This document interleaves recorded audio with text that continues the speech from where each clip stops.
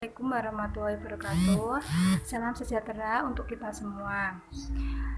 Perkenalkan, nama saya Akhyatun dari PPL Universitas PGRI Semarang. Di sini saya akan membantu Bu Anita dalam mengajar ekonomi di kelas 11 dan 12. Sebelumnya, Assalamualaikum warahmatullahi wabarakatuh. Untuk pertemuan kali ini, kita akan membahas tentang terbentuknya keseimbangan pasar dan struktur pasar dengan kode atau tujuan pembelajaran sebagai berikut. 1. Menjelaskan konsep permintaan dan penawaran.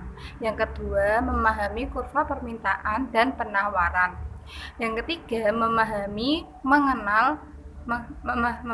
mengenai harga pasar dan keseimbangan pasar. Yang keempat, menjelaskan tentang bentuk-bentuk pasar.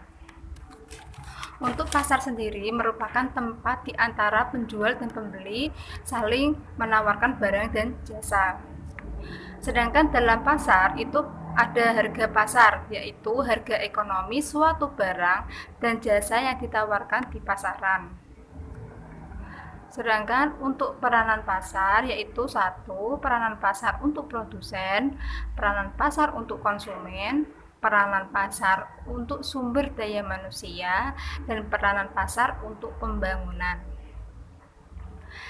Sedangkan untuk macam-macam pasar itu ada 5, yaitu pasar menurut waktu, pasar menurut barang yang dijual belikan, pasar menurut barang yang diperdagangkan, pasar menurut luasnya kegiatan distribusi, dan pasar menurut strukturnya. Untuk jenis pasar menurut waktu, yaitu pasar mingguan, harian, dan tahunan. Sedangkan untuk pasar menurut barang yang dijual belikan, yaitu pasar barang konsumsi dan pasar barang produksi. Sedangkan untuk barang yang diperdagangkan, 1. Pasar yang homogen dan heterogen. Pasar menurut luasnya kegiatan distribusi, yaitu pasar setempat, pasar daerah, pasar nasional, dan pasar internasional. Pasar menurut strukturnya, yaitu pasar persaingan sempurna dan pasar persaingan tidak sempurna. Yang keempat yaitu pasar menurut tersedia atau tidaknya barang yang diperdagangkan, yaitu pasar konkret, pasar abstrak, pasar input, dan pasar barang. Nah, itulah tadi adalah macam-macam pasar. Sedangkan untuk harga pasar itu terbentuk dari apa? Nah, harga pasar tersendiri terbentuk dari kesepakatan antara penjual dan pembeli dalam proses tawar-menawar. Adanya permintaan dan penawaran mendorong pembeli dan penjual melakukan proses tawar-menawar.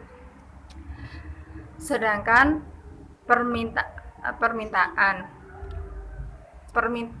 atau penawaran. Penawaran, semakin tinggi harga suatu barang, semakin banyak jumlah barang tersebut akan ditawarkan oleh para penjual. Sebaliknya, makin rendah harga suatu barang, semakin sedikit jumlah barang yang ditawarkan. Mengenai hukum permintaan, yaitu ketika harga meningkat, maka jumlah barang yang diminta itu turun. Dan sedangkan ketika harga itu turun, harga yang diminta itu meningkat. Contohnya kedelai dengan harga 1.500 per kilo. Itu permintaannya bisa 80 kg. Sedangkan pada harga 8.000 per kilo, maka permintaannya bisa menjadi 150 kg. Nah, sedangkan untuk faktor yang mempengaruhi permintaan, yaitu harga barang atau jasa, pendapatan, intensitas kebutuhan, selera, jumlah penduduk, perkiraan terhadap harga pada masa yang akan datang, perkiraan terhadap pendapatan masa akeh yang ada dadang, dan harga barang substitusi, harga barang komplementer dan promosi. Sedangkan untuk hukum penawaran sendiri, yaitu semakin tinggi harga suatu barang, semakin banyak jumlah barang tersebut yang akan ditawarkan oleh si penjual. Sebaliknya, makin rendah harga suatu barang, semakin sedikit jumlah barang yang ditawarkan. Contohnya, harga daging biasanya 25.000 per kilo. Saat menjelang hari raya, daging akan naik menjadi 40 kg. Pada saat itu, penjual akan menyetop persediaan daging. Karena jika menjual banyak, maka akan mendapatkan keuntungan yang banyak. Sedangkan contoh lain yaitu ketika harga cabai naik, produsen akan menaikkan jumlah produksi cabai supaya mendapatkan keuntungan yang lebih besar. Saat harga cabai turun, produsen akan menurunkan jumlah produksi cabai supaya tidak mengalami kerugian. Nah, dapat disimpulkan bahwa tadi pasar adalah merupakan tempat penjual dan pembeli untuk saling menawarkan barang dan jasa. Sedangkan untuk faktor yang mempengaruhi yaitu permintaan dan penawaran. Untuk hukum permintaan yaitu ketika harga meningkat maka jumlah yang diminta turun. Sedangkan ketika harga itu turun, jumlah harga yang diminta itu meningkat. Sedangkan untuk hukum penawaran, semakin tinggi harga suatu barang, semakin banyak jumlah barang tersebut yang akan ditawarkan oleh si penjual. Sebaliknya, semakin rendah harga suatu barang, semakin sedikit jumlah barang yang ditawarkan. Elastisitas sendiri yaitu sebagai tingkat kepekaan perubahan kuantitas suatu barang yang disebabkan oleh adanya perubahan dan faktor-faktor lain. Dan inilah rumus dari elastisitas sebagai berikut. Sedangkan untuk macam-macam elastisitas yaitu elastisitas harga yaitu ukuran seberapa besar perubahan jumlah barang yang diminta dari suatu barang merespon perubahan harga yang barang harga tersebut. Elastisitas harga yaitu ukuran seberapa besar perubahan jumlah barang yang diminta dari suatu barang merespon perubahan harga barang tersebut. Sedangkan untuk elastisitas penawaran yaitu perbandingan persentase perubahan kuantitas barang yang ditawarkan dengan persentase perubahan harga barang itu sendiri. Sedangkan untuk faktor yang mempengaruhi elastisitas yaitu faktor elastisitas permintaan yaitu ketersediaan barang, substitusi, proporsi pendapatan yang dibelanjakan untuk suatu barang. Sedangkan untuk faktor-faktor yang mempengaruhi besarnya elastisitas penawaran yaitu waktu yang dibutuhkan untuk berproduksi, daya tahan barang, mobilitas faktor produksi, dan kemudahan produsen pendatang baru untuk memasuki pasar. Nah, sedangkan ini ada video tentang kegiatan di pasar. Silakan diamati. Pernahkah Anda bertanya, kenapa ya harga semangkok mie bakso adalah X rupiah? Kenapa juga harga sendal jepit Anda itu Y rupiah? Atau mengapa sih harga tiket masuk bioskop sebesar Z rupiah? Sebenarnya, dari mana sih datangnya harga itu? Dari sekian banyak faktor yang mempengaruhi harga, kali ini kita akan membahas salah satunya, yaitu hukum permintaan dan penawaran. Pernahkah Anda mendengarnya? Secara umum, istilah permintaan bisa diartikan sebagai jumlah barang atau jasa yang diinginkan atau dibutuhkan oleh pelanggan. Sedangkan istilah penawaran diartikan sebagai jumlah barang atau jasa yang tersedia di pasar. Lalu, maksudnya hukum permintaan dan penawaran itu apa? Kira-kira contoh sederhananya seperti ini. Misalnya Anda bayangkan diri Anda sebagai penjual susu murni. Dengan mempertimbangkan berbagai ongkos dan keuntungan yang ingin Anda peroleh, anggap saja Anda menjualnya dengan harga Rp5.000. Orang-orang mulai berdatangan membeli susu murni di kedai Anda. Dari anak sekolahan, ibu-ibu arisan, sampai bapak-bapak yang hobinya badminton. Namun, karena sudah habis terjual, orang-orang jadi pindah mencari susu murni ke kedai pesaing Anda. Wah, ternyata pesaing Anda pasang harga di Rp6.000 dan masih laku juga.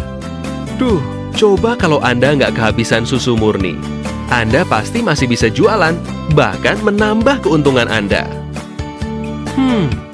Anda menghubungi supplier untuk menambah stok susu murni Anda ya? Nah, karena stok sudah tersedia, orang-orang mulai datang lagi ke kedai Anda kan? Permintaan susu murni ternyata sangat banyak ya. Ini jadi kesempatan Anda untuk terus mendapatkan keuntungan yang lebih banyak lagi.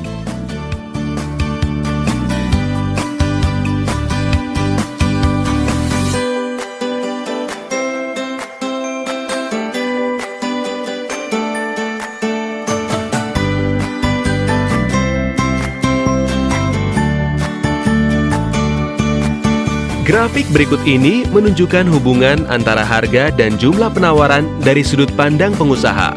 Semakin tinggi harga barang, para pengusaha akan terus menambah jumlah barang dagangan untuk mendapatkan keuntungan yang lebih banyak lagi. Hal ini biasa disebut sebagai kurva penawaran.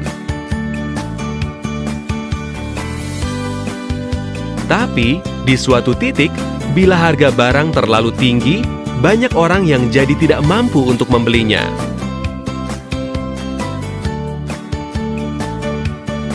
Dan dengan banyaknya jumlah persediaan barang yang ada, Anda malah jadi kelebihan stok. Lalu, apa yang akan Anda lakukan? Anda tidak akan berputus asa, bukan?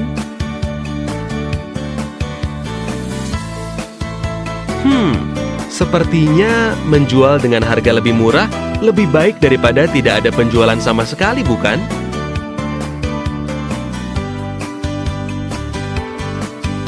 Wow, ternyata pesaing Anda juga terus menurunkan harga susu murninya ya. Karena penjualan Anda semakin banyak, persediaan susu murni Anda semakin sedikit. Berarti, saatnya untuk menambah stok susu murni Anda lagi nih.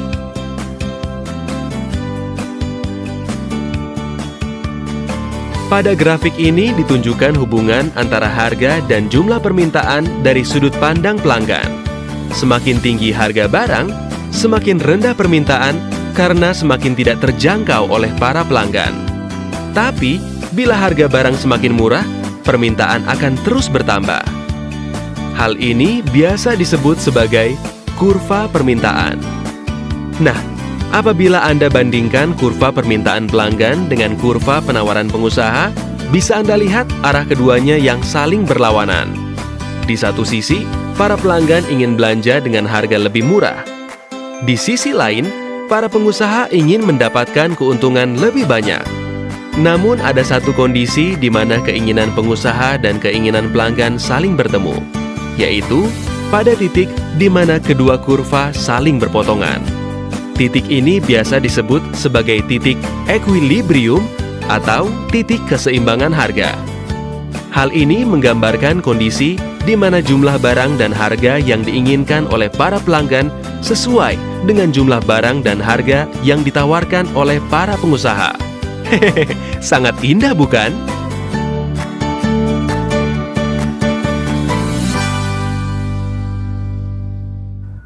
Itu tadi video dari YouTube,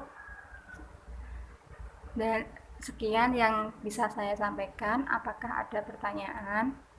Jika tidak ada, bisa ditutup. Kalau ada pertanyaan, bisa dikirim melalui WA atau di Google Classroom. Jika tidak ada, nanti ada tugas menyusul dari Ibu di Google Classroom atau di WA. Sekian yang bisa saya sampaikan tentang materi keseimbangan pasar dan struktur pasar. Jika ada kesalahan, saya minta maaf dan selalu menjaga kesehatan di tengah pandemi dan selalu semangat untuk belajar online atau daring. Sekian, wassalamualaikum warahmatullahi wabarakatuh.